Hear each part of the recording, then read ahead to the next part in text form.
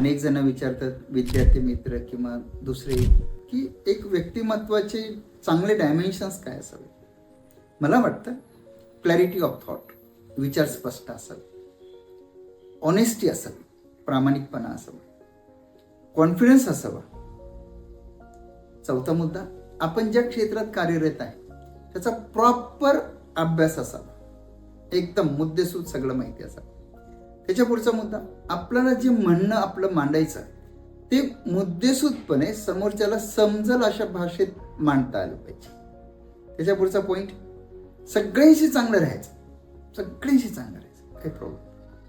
पण जर कोणी आपल्या चांगल्या राहण्याचा गैरफायदा घेत असेल तर आपला सेल्फ रिस्पेक्ट जपला पाहिजे. Must have self respect.